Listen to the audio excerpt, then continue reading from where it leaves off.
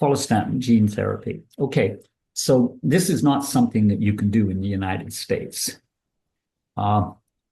You can get this treatment offshore. I was part of a clinical trial, as was my wife. I did it 3 months before she did. Follistatin is a protein. It has a weight of something like, I think, 235 kDa. And follistatin is a naturally occurring protein in the human body, probably in most mammalian bodies. Has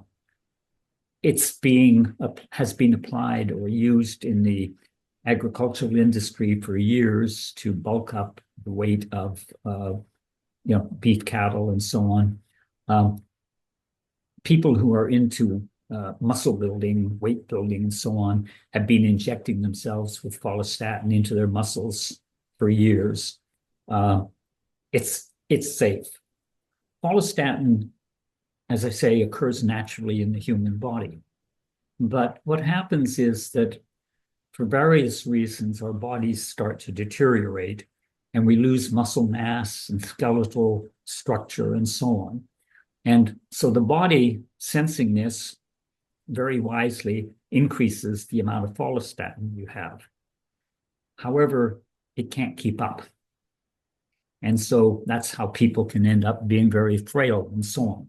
Now, the follistatin gene therapy is done by giving an injection of plasmids. And I'm not sure how much your audience would know what plasmids are, but essentially they're just circular strings of DNA which are encoded to produce the protein follistatin.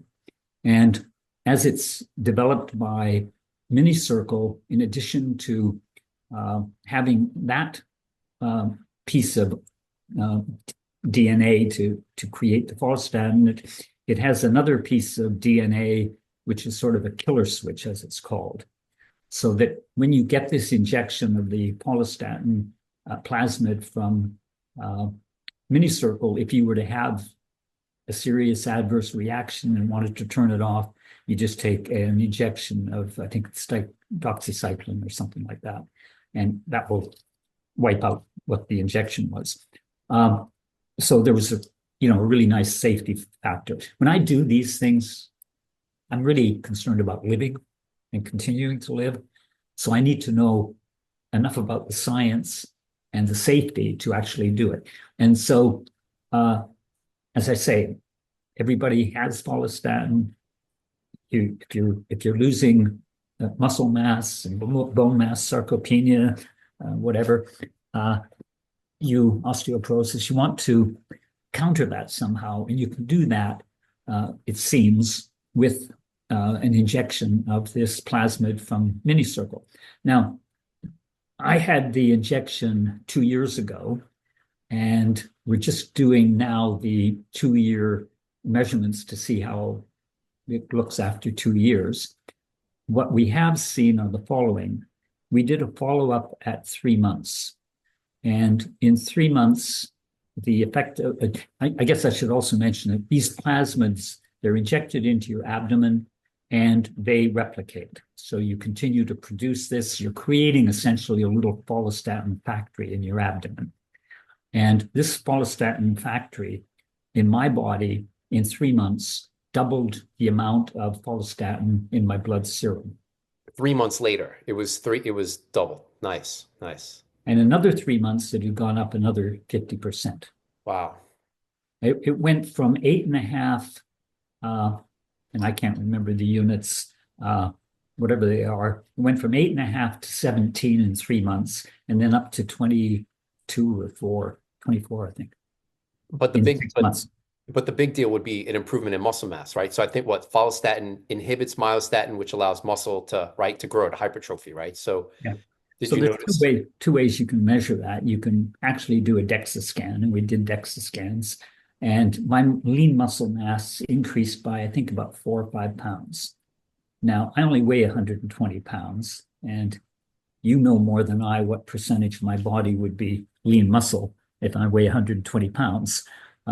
So a 5% or a 5 pound increase or a 4 pound increase, whatever it was, is pretty significant. But, I don't measure things the way you lab people do. I measure it and what does it do to me?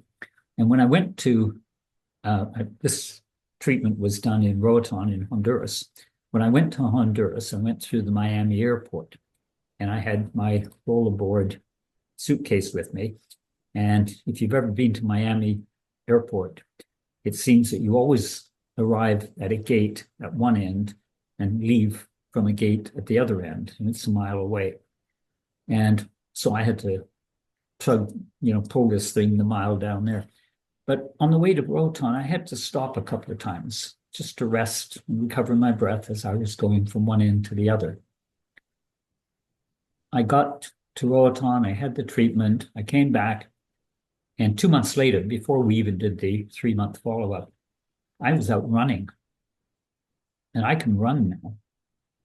Now, I'm not, a 4-minute miler, but I couldn't run before the Follistatin treatment. I can run now. I run a couple of blocks, rest, run a couple more blocks. I can do that. And that's just incredible. And even more important, because running is boring, I can dance. And you need to find that little video of me dancing at Dublin, at the Longevity Summit Dublin back in June. It was sort of funny because, the music starts, and as music starts, I dance. And I get up and I'm dancing. And then I sort of look around, and there's all these longevity geeks, young people like you, and they're standing at the side looking at me. Some of them can actually sway in time to the music. Very few of them were moving. And, that's what Follistatin does for me.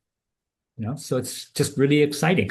But the thing that is also really significant and important to me with respect to the Follistatin treatment is that it's truly rejuvenative in the following sense. It was one injection that took 30 seconds.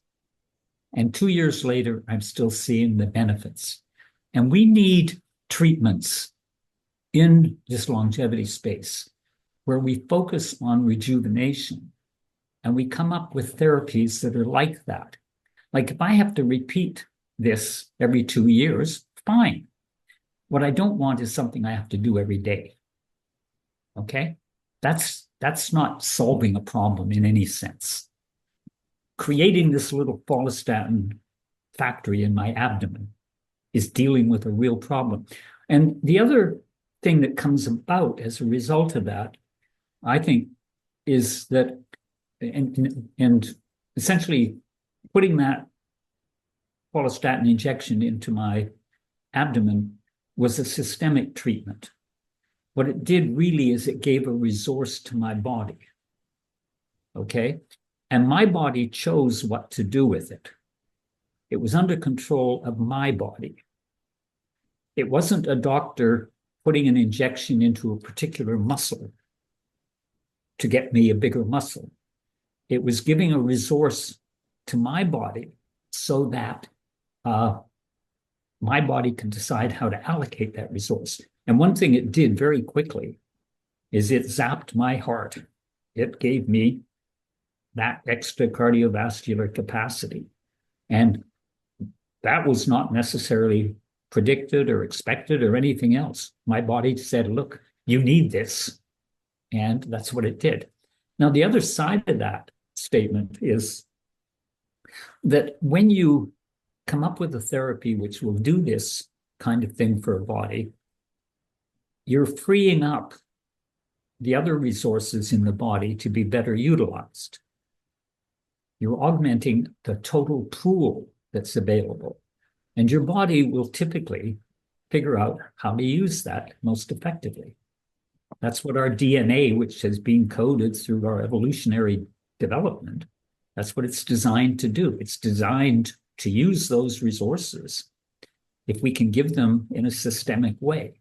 And so what I look for in therapies for longevity is I look for rejuvenative therapies that can be injected or otherwise administered systemically and let my body decide what to do with it. And then I really do get true rejuvenation, I believe. And so, the follistatin therapy has just been incredible for me.